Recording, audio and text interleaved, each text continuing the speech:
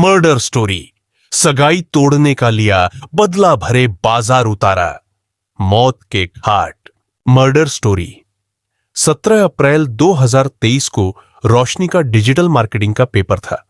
वह जालौन जिले के एट कस्बा स्थित रामलखन पटेल डिग्री कॉलेज में बीए द्वितीय वर्ष की छात्रा थी। इसी कॉलेज में उसकी बड़ी बहन शीलम भी पढ़ती थी। वह बीए फाइनल में थी। उसका हिंदी साहित्य का पेपर था। सुबह 8 बजे उन दोनों को उनका भाई श्रीचंद्र अपनी बाइक से कॉलेज गेट पर छोड़कर चला गया था। लगभग 10:30 बजे रोशनी और शीलम परीक्षा देकर कॉलेज से निकली। हाथों में प्रवेश पत्र थामे दोनों बहनें अपने घर की तरफ चल दी। चलते चलते दोनों आपस में बातचीत भी करती जा रही थी। जैसे ही वे कोटरा तिराहे की ओर बढ़ी, तभी रोशनी एकाएक ठिठक कर रुक गई। किसी अनचाहे शख्स के अंदेशे में उसने पलट कर देखा। पीछे एक बजाज पल्सर बाइक सवार को देखकर उसकी आंखों में खौफ की छाया तैर गई, क्योंकि वह बाइक पर पीछे की सीट पर बैठे युवक को जानती थी। रोशनी ने तुरंत अपनी बड़ी बहन शीलम का हाथ जोर से पकड़ा और घसीटते हुए कहा, जरा तेज कदम बढ़ाओ। शीलम ने रोशनी को खौफजदा पाया तो फौरन पलटकर पीछे देखा। वह भी पूरा मामला समझ गई। इसके बाद दोनों बहनें फुर्ती से तेज तेज चलने लगी। चेहरे पर हल्की दाढ़ी और सख्त चेहरे वाला युवक राज उर्फ आतिश था, जो रोशनी का मंगेतर था, पर किसी वजह से उससे सगाई टूट गई थी। राज भी उसके साथी को देखकर दोनों बहनों की चाल में लड़खड़ाहट आ गई थी। आशंका को भांपकर रोशनी ने मोबाइल निकालकर किसी का नंबर मिलाया। वह मोबाइल पर बात कर पाती उसके पहले ही राज बाइक से उतरकर उसके पास पहुंच गया। उसने मोबाइल वाला हाथ झटकते हुए रोशनी का गला दबोच लिया। गले पर कसते सख्त हाथों की गिरफ्त से छूटने के लिए रोशनी ने जैसे ही हाथ चलाने की कोशिश की, राज ने कमर में खोसा तमंचा निकाला और रोशनी के सिर पर सटाकर फायर कर दिया। गोली लगते ही रोशनी चीखी और सड़क पर बिछ गई। उसके सिर से खून की धार बह निकली। कुछ देर छटपटाने के बाद रोशनी ने मौके पर ही दम तोड़ दिया। बदहवास शीलम ने चिल्लाने की कोशिश की, लेकिन उसके गले से आवाज निकलने के बजाय वह जड़ होकर रह गई। इसी बीच कुछ लोगों को आते देखकर राज डर गया। हड़बड़ाहट में वह भागा तो उसका तमंचा हाथ से छूट गया। वह बिना तमंचा उठाए ही अपने साथी के साथ बाइक पर सवार होकर फरार हो गया। हत्यारे फरार हो गए तब शीलम जोर जोर से चीखने लगी। उसने कई लोगों से मदद मांगी, लेकिन सभी ने मुंह फेर लिया। उसके बाद उसने हिम्मत जुटाकर मोबाइल फोन से अपने घर वालों को जानकारी दी। सामने हुई हत्या तमाशबीन क्यों रहे? लोग रोशनी की हत्या की खबर सुनने के बाद घर में कोहराम मच गया। कुछ ही देर बाद मृतका के मम्मी पापा, भाई व परिवार के अन्य लोग वहां पहुंच गए और खून से लथपथ रोशनी की लाश देखकर दहाड़ मारकर रोने लगे। रोशनी की हत्या दिन दहाड़े कस्बे के कोटरा तिराहे के भीड़ भरे बाजार में की गई थी, लेकिन हत्यारों का सामना करने की कोई हिम्मत नहीं जुटा सका था। दुकानदार तो इतने दहशत में आ गए थे कि वे अपनी दुकानों के शटर गिराकर तमाशबीन बन गए थे। दरअसल दहशत इसलिए थी कि एक दिन पहले ही कुख्यात माफिया अतिक व उसके भाई की हत्या प्रयागराज में गोली मारकर की गई थी। लोगों के दिमाग में भय था कि इस हत्या का कनेक्शन कहीं उस वारदात से तो नहीं जुड़ा है। घटनास्थल से एट कोतवाली की दूरी मात्र 200 मीटर थी। कोतवाल अवधेश कुमार सिंह चौहान को वारदात की खबर लगी तो वह कुछ पुलिस कर्मियों के साथ घटनास्थल पहुंच गए। पुलिस के पहुंचते ही भीड़ का सैलाब उमड़ पड़ा। कोतवाल अवधेश कुमार सिंह ने मामले की जानकारी वरिष्ठ पुलिस अधिकारियों को दी। फिर निरीक्षण में जुट गए। 21 वर्षीय रोशनी की हत्या सिर में गोली मारकर की गई थी।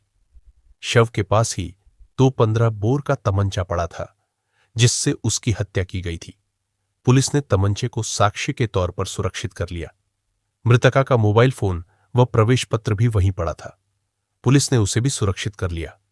अभी यह सब कार्रवाई चल ही रही थी कि एएसपी इरज राजा, एएसपी असीम चौधरी तथा सीओ कोंच शैलेंद्र बाजपेयी भी घटनास्थल पर आ गए। पुलिस अधिकारियों ने फोरेंसिक टीम को भी मौके पर बुला लिया। पुलिस अफसरों के आते ही चीख पुकार बढ़ गई। मृतका की मम्मी सुनीता, पापा मानसिंह तथा भाई श्रीचंद्र दहाड़े मारकर रोने लगे। पुलिस अधिकारियों ने किसी तरह उन्हें शव से अलग किया, फिर घटनास्थल का बारीकी से निरीक्षण किया। फोरेंसिक टीम ने जांच कर साक्ष्य जुटाए। घटनास्थल पर मृतका की बहन शीलम मौजूद थी। पुलिस अधिकारियों को उसने बताया कि उसकी बहन रोशनी की हत्या उसके मंगेतर राज उर्फ आतिश ने की है। वह कंदौरा थाने के गांव जमरेही का रहने वाला है। रोशनी और राज आपस में प्रेम करते थे। मम्मी पापा ने दोनों का रिश्ता भी तय कर दिया था। लेकिन जब रोशनी को पता चला कि राज गुस्से वाला, शक्की सनकी स्वभाव का है, तो रोशनी ने उससे शादी करने से इनकार कर दिया। इससे वह नाराज हो गया और रोशनी को डराने धमकाने लगा। रोशनी नहीं मानी तो आज उसने गोली मारकर उसकी हत्या कर दी। उसके साथी को वह जानती पहचानती नहीं है। निरीक्षण वह पूछताछ के बाद पुलिस ने मृतका रोशनी के शव को पोस्टमार्टम के लिए जिला अस्पताल भिजवा दिया। साथ ही मृतका की बड़ी बहन शीलम की तहरीर पर भादंबी की धारा 302 के तहत राज उर्फ आतिश तथा एक अज्ञात व्यक्ति के विरुद्ध रिपोर्ट दर्ज करा दी। पुलिस ने ऐसे ढूंढ निकाला आरोपी एसपीडा। इरज राजा ने छात्रा रोशनी हत्याकांड को बड़ी गंभीरता से लिया। अतः आरोपियों को पकड़ने के लिए उन्होंने पुलिस की 4 टीमें गठित की। एक टीम सीओ कोंच शैलेंद्र वाजपेयी तथा दूसरी टीम कोतवाल अवधेश कुमार सिंह की अगुवाई में गठित की एसओजी तथा सर्विलांस टीम को भी सहयोग के लिए शामिल किया। इन चारों टीमों ने आरोपितों के हर संभावित ठिकानों हमीरपुर, कंदौरा, जमरेही, विवार तथा धनपुरा में ताबड़तोड़ दबिशें दी, लेकिन सफलता हाथ नहीं लगी। शाम 5 बजे कोतवाल अवधेश कुमार सिंह को मुखबिर के जरिए पता चला कि आरोपी राज एट थाने के गांव सोमई में किसी परिचित के घर छिपा है। इस सूचना पर पुलिस टीम ने सोमई गांव में दबिश डालकर और उसे दबोच लिया। पुलिस टीम ने उसकी बिना नंबर प्लेट वाली बजाज पल्सर बाइक भी बरामद कर ली। पूछताछ के लिए उसे थाना एट लाया गया। थाने में जब उससे सख्ती से पूछताछ की गई तो वह टूट गया और रोशनी की हत्या का जुर्म कबूल कर लिया। उसने बताया कि रोशनी उसकी प्रेमिका थी, वह उससे शादी करना चाहता था। घर वाले भी राजी हो गए थे, लेकिन रोशनी ने शादी से इनकार कर दिया। उसने उसे प्यार से भी समझाया और धमकाया भी, लेकिन जब वह नहीं मानी तो उसे मौत की नींद सुला दिया। तुम्हारे साथ जो अन्य युवक था, उससे तुम्हारा क्या संबंध है? कोतवाल अवधेश सिंह ने पूछा। सर, वह मेरा ममेरा भाई रोहित उर्फ गोविंदा था। वह हमीरपुर जिले के विवार थाने के गांव धनपुरा का रहने वाला है। हमारे और रोशनी के बारे में उसे सब पता था। हमने जब उसे प्रेमिका की बेवफाई और उसे सबक सिखाने की बात कही तो वह साथ देने को राजी हो गया। तुम्हारी बाइक की नंबर प्लेट नहीं है? क्या वह चोरी की है? श्री सिंह ने पूछा। नहीं सर, बाइक चोरी की नहीं है। हमने पहचान छिपाने के लिए नंबर प्लेट जंगल में छिपा दी तथा खून से सने कपड़े चिकासी गांव के पास बेतवा नदी में फेंक दिए थे। चूंकि सबूत के तौर पर खून से सने कपड़े तथा नंबर प्लेट बरामद करना जरूरी था, अतः कोतवाल अवधेश कुमार सिंह ने आरोपी राज की निशानदेही पर कपड़े व प्लेट बरामद करने पुलिस टीम के साथ निकल पड़े। अब तक अंधेरा छा चुका था। राज जब पचखोरा नहर पुलिया के पास पहुंचा तो उसने पुलिस जीप रुकवा दी। वह नीचे उतरा और बताया कि यही नहर झाड़ियों में उसने नंबर प्लेट छिपाई थी। पुलिस के साथ राज झाड़ियों की तरफ बढ़ा। तभी अचानक उसने कोतवाल अवधेश कुमार सिंह के हाथ से सरकारी पिस्टल छीन ली और फायर झोंकने की धमकी देकर भागने लगा। पुलिस टीम ने भी उसकी घेराबंदी कर जवाबी कार्रवाई शुरू कर दी। राज ने एक फायर किया, तभी पुलिस ने भी गोली चला दी। पुलिस की गोली राज के पैर में लगी, जिससे वह जख्मी होकर जमीन पर गिर पड़ा। घायल राज को तुरंत जिला अस्पताल में इलाज हेतु भर्ती कराया गया। पुलिस की अन्य टीमें दूसरे आरोपी रोहित उर्फ गोविंदा को पकड़ने के लिए अथक प्रयास में जुटी रही, लेकिन वह हाथ नहीं आया। पुलिस जांच में एक ऐसे शक्की व सनकी प्रेमी की कहानी सामने आई, जिसने एक होनहार छात्रा की सांसें छीन ली और स्वयं का जीवन भी अंधकारमय बना लिया। मौसी के घर ऐसे बड़ी प्रेम की बेल उत्तर प्रदेश का एक जिला है जालौन। इसी जिले के ऐट थाना अंतर्गत ऐंधा गांव में मानसिंह अहिरवार सपरिवार रहते थे। उनके परिवार में पत्नी सुनीता के अलावा 2 बेटे हरीश कुमार श्रीचंद्र और 4 बेटियां रजनी मोहनी शीलम तथा रोशनी थी। मानसिंह किसान था। खेतीबाड़ी से ही वह अपने परिवार का भरण पोषण करता था। उसका बड़ा बेटा हरीश कुमार उरई में प्राइवेट जॉब करता था, जबकि छोटा बेटा श्रीचंद्र खेती के काम में हाथ बंटाता था। दो बेटियों रजनी व मोहिनी के जवान होते ही मानस सिंह ने उनका विवाह कर दिया था। मानस सिंह की सबसे छोटी बेटी का नाम रोशनी था। वह बहुत चंचल थी, इसलिए वह किसी से भी बातचीत में नहीं झिझकती थी। रोशनी से बड़ी शीलम थी, वह भी बातूनी व हंसमुख थी।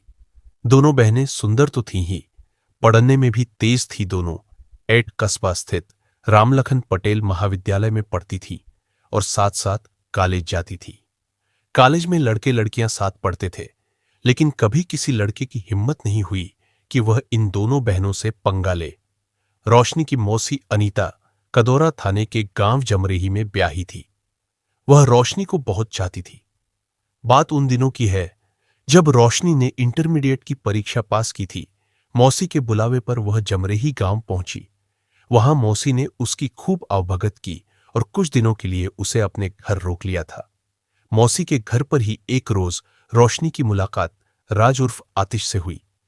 पहली ही मुलाकात में दोनों एक दूसरे से प्रभावित हुए। राज उर्फ आतिश रोशनी की मौसी अनीता का पड़ोसी था और उसकी जाति बिरादरी का था।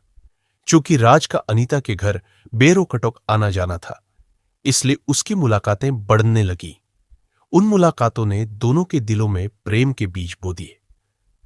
धीरे धीरे दोनों के बीच बातचीत भी होने लगी। खूबसूरत रोशनी जहां राज के दिल में समा गई थी, वहीं स्मार्ट राज से बातचीत करना रोशनी को भी अच्छा लगने लगा था। एक रोज राज अनीता के घर गया तो वह घर में नहीं दिखी। इस पर राज ने पूछा, रोशनी, आंटी नहीं दिख रही, क्या वह कहीं गई है?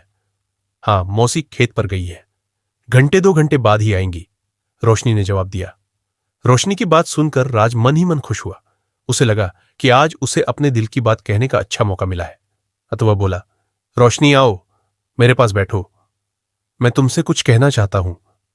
लेकिन क्या? रोशनी ने आंखें नचाकर पूछा। यही कि डर लगता है कि कहीं तुम मेरी बात का बुरा ना मान जाओ। तुम मुझे गाली तो दोगे नहीं, फिर भला मैं बुरा क्यों मान जाऊंगी? रोशनी, तुम मेरे जीवन को भी रोशनी से भर दो। कहते हुए राज ने रोशनी का हाथ अपने हाथ में ले लिया। फिर बोला, रोशनी, मैं तुमसे बहुत प्यार करता हूं। तुम्हारे बिना अब मुझे कुछ भी अच्छा नहीं लगता है। मैं तुम्हें अपने घर की रोशनी बनाना चाहता हूं। रोशनी कुछ क्षण मौन रही, फिर बोली, राज, मुझे तुम्हारा प्यार तो कबूल है, लेकिन शादी का वादा नहीं कर सकती, क्योंकि एक तो मैं अभी पढ़ रही हूं, दूसरे शादी विवाह की बात घर वाले ही तय करेंगे। मैं ऐसा कोई वादा नहीं करना चाहती जिसके टूटने से तुम्हारे दिल को ठेस लगे। इसके बाद रोशनी और राज का प्यार परवान चढ़ने लगा। दोनों ने एक दूसरे का मोबाइल नंबर ले लिया था। उनकी बात देर सवेर फोन पर भी होने लगी थी। ज्यादा देर बात करने को मौसी टोकती तो वह कॉलेज की सहेली से बात करने का बहाना बना देती।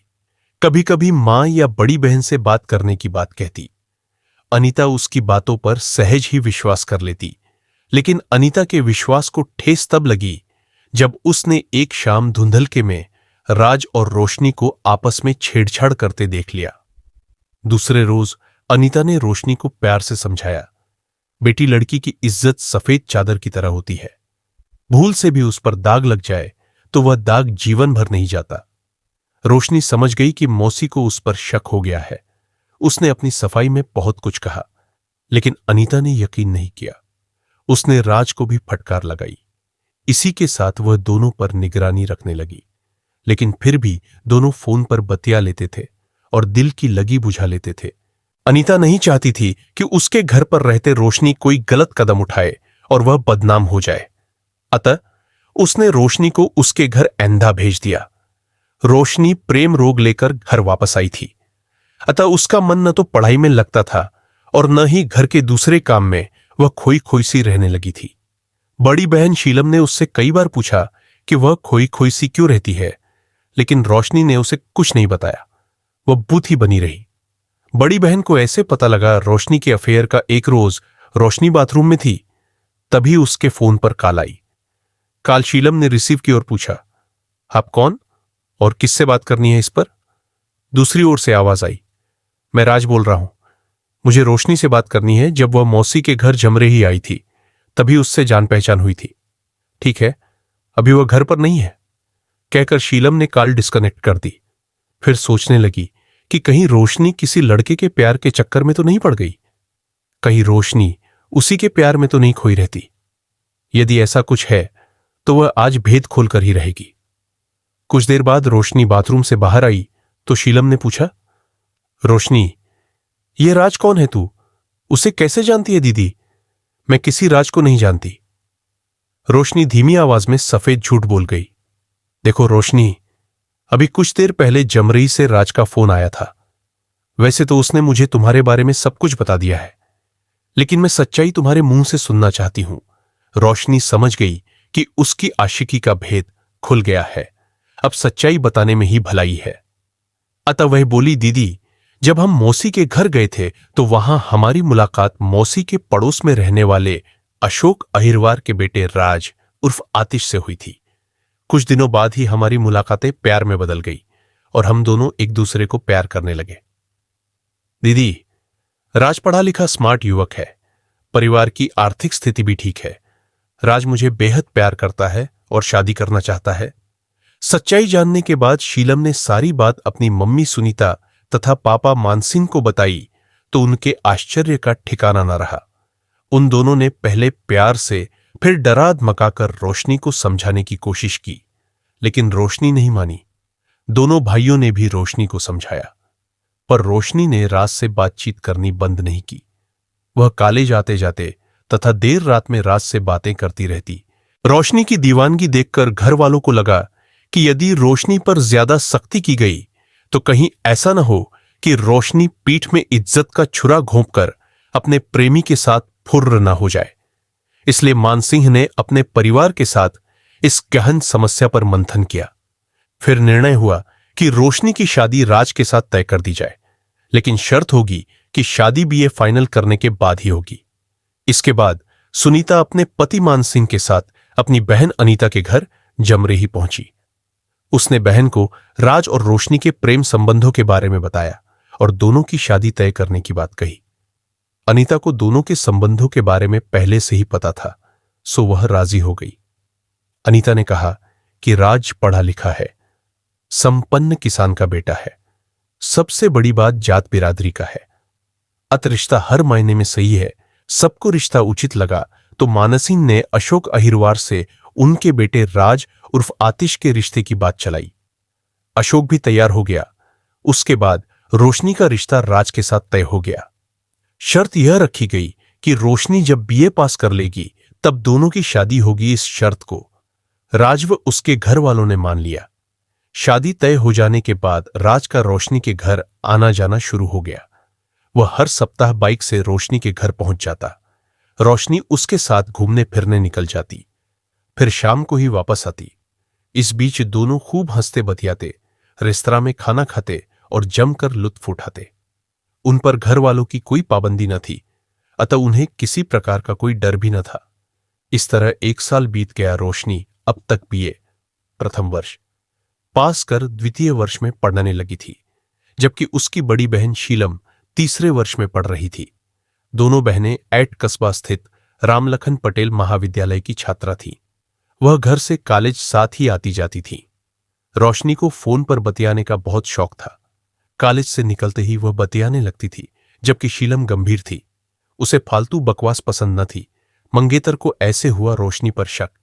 एक रोज राज ने रोशनी को कॉल की तो उसका नंबर व्यस्त बता रहा था। कई बार कोशिश करने पर भी जब रोशनी से बात नहीं हो पाई तो राज के मन में शक बैठ गया कि रोशनी उसके अलावा किसी और से भी प्यार करती है, जिससे वह घंटों बतियाती है, इसलिए उसका फोन व्यस्त रहता है। उस रोज वह बेहद परेशान रहा और कई तरह के विचार उसके मन में आते रहे। राज के मन में शक समाया तो वह दूसरे रोज सुबह 11 बजे कॉलेज गेट पहुंच गया। रोशनी कॉलेज से निकली तो वह उसका पीछा करने लगा। उस रोज रोशनी कॉलेज अकेले ही आई थी।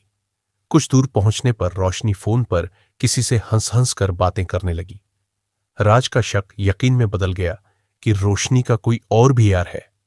गुस्से से भरा राज रोशनी के पास जा पहुंचा और मोबाइल छीन कर बोला, तुम हंस हंस कर किससे बात कर रही थी? क्या मेरे अलावा कोई और भी दिलवर है? राज को सामने देखकर रोशनी घबरा गई और बोली, मैं अपनी सहेली से बात कर रही थी, वो आज कॉलेज आई नहीं थी। लेकिन तुम ये बहकी बहकी बातें क्यों कर रहे हो? क्योंकि मुझे सच्चाई पता है, तुम सहेली से नहीं, अपने यार से बात कर रही थी। लगता है तुम शक्की और सनकी इंसान हो। मुझ पर यकीन नहीं तो मिलने क्यों आते हो? लगता है तुम्हारा प्यार छलावा है। तुम तो प्यार के काबिल ही नहीं हो। उन दोनों के बीच उस दिन जमकर बहस हुई। इस बहस से रोशनी का दिल टूट गया। राज के प्रति उसकी जो मोहब्बत थी वह घायल हो गई। वह सोचने को मजबूर हो गई कि ऐसे शक्की इंसान के साथ वह जीवन कैसे गुजार सकेगी।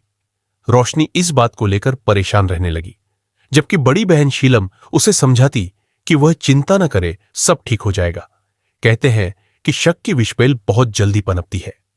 राज के साथ भी ऐसा ही हुआ। उसका शक दिन ब दिन बढ़ता ही गया। वह जब भी रोशनी को किसी से फोन पर बात करते देख लेता तो वह बात करने से रोकता, साथ ही उसे डांटता व अपशब्द भी कहता। रोशनी को यह नागवार गुजरता था। फिर भी उसने कई बार राज को समझाया भी कि वह अपनी दोस्त सहेलियों से ही बात करती है, लेकिन राज रोशनी की कोई बात सुनने को तैयार न था। कई बार समझाने पर भी जब राज के व्यवहार में कोई बदलाव नहीं आया तो रोशनी उससे दूरी बनाने लगी। उसने उससे मिलना भी कम कर दिया। राज के दुर्व्यवहार से अब रोशनी चिंतित रहने लगी थी। सुनीता ने बेटी के माथे पर चिंता की लकीरें पड़ी तो उसने एक रोज रोशनी से पूछा, बेटी, आजकल तू गुमसुम रहती है, चेहरे से हंसी भी गायब है, खाना भी समय पर नहीं खाती। आखिर बात क्या है मां? कि सहानुभूति पाकर रोशनी की आंखों में आंसू आ गए। बोली, मां, मैं राज को लेकर चिंतित हूं। वह शक्की इंसान है। फोन पर किसी से बात करते देखता है तो शक करता है। मैंने उससे दिल लगाकर भूल की है। मैं ऐसे शक्की इंसान से शादी नहीं कर सकती।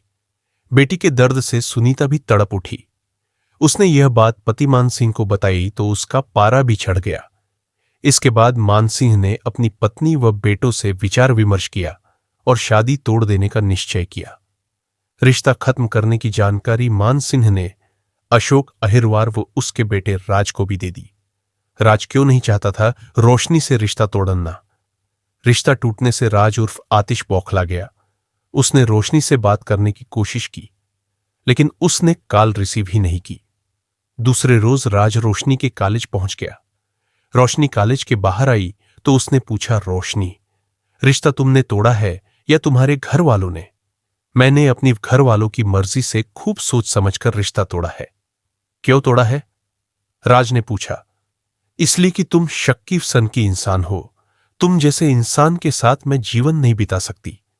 सोच लो, कहीं तुम्हारा यह फैसला भारी न पड़ जाए। राज ने धमकी दी। मैंने अच्छी तरह सोच समझकर ही फैसला लिया है। तुम्हारी धमकी से मैं डरने वाली नहीं हूं। और हां, आज के बाद मुझसे मिलने कॉलेज में मत आना। लेकिन रोशनी की बात पर राज ने गौर नहीं किया। वह अक्सर कॉलेज आ जाता और रोशनी को धमकाता कि वह उससे शादी करे, यही नहीं, राज रोशनी के मम्मी पापा व भाइयों को भी फोन पर धमकाने लगा था कि रिश्ता तोड़कर तुम लोगों ने अच्छा नहीं किया। अब भी समय है, रिश्ता जोड़ लो, वरना परिणाम अच्छा न होगा। अप्रैल 2023 के दूसरे सप्ताह से रोशनी और शीलम की वार्षिक परीक्षा शुरू हो गई थी। दोनों बहनें साथ साथ परीक्षा देने आती जाती थीं। 14 अप्रैल 2023 को रोशनी शीलम पेपर देकर निकली तो कॉलेज गेट से कुछ दूरी पर राज ने रोशनी को रोक लिया और बोला, रोशनी, मैं तुमसे आखिरी बार पूछ रहा हूं कि मुझसे रिश्ता जोड़ोगी या नहीं? रोशनी गुस्से से बोली, मैं तुमसे एक बार नहीं 100 बार कह चुकी हूं कि तुम जैसे शक्की और सनकी इंसान से मैं शादी हरगिज नहीं करूंगी। यह तुम्हारा आखिरी फैसला है। राज ने आंखें तरेर कर पूछा। हां, यह मेरा आखिरी फैसला है। रोशनी ने भी आंखें तरेर कर ही जवाब दिया। तो तुम मेरा फैसला भी सुन लो। यदि तुम मेरी दुल्हन नहीं बनोगी तो मैं तुम्हें किसी और की दुल्हन भी नहीं बनने दूंगा। धमकी देकर राज चला गया। राज उर्फ आतिश का ममेरा भाई था, रोहित उर्फ गोविंदा। वह हमीरपुर जनपद के विवार थाने के गांव धनपुरा का रहने वाला था। राज की रोहित से खूब पटती थी। रोहित को रोशनी और राज के रिश्तों की बात पता थी। प्यार में जख्मी राज रोहित के पास पहुंचा और उसे बताया कि रोशनी ने शादी से इनकार कर दिया है। वह उसको बेवफाई का सबक सिखाना चाहता है। उसकी मदद चाहिए रोहित मदद को राजी हो गया। इसके बाद दोनों ने मिलकर तमंचा व कारतूस का इंतजाम किया और एटा गए। 17 अप्रैल 2023 को शीलम और रोशनी अपना अपना पेपर देकर कॉलेज से निकली तो बाइक से राज व रोहित ने उनका पीछा करना शुरू किया। शीलम व रोशनी जैसे ही कोठरा तिराहा पहुंची तभी राज व रोहित ने उन्हें घेर लिया। फिर बिना कुछ कहे राज ने रोशनी के सिर में तमंचा सटाकर फायर कर दिया। रोशनी ने मौके पर ही दम तोड़ दिया। पूछताछ करने के बाद 19 अप्रैल 2023 को पुलिस ने हत्यारोपी राज उर्फ आतिश को उरई कोर्ट में पेश किया, जहां से उसे जिला जेल भेज दिया गया। दूसरा आरोपी रोहित उर्फ गोविंदा फरार था।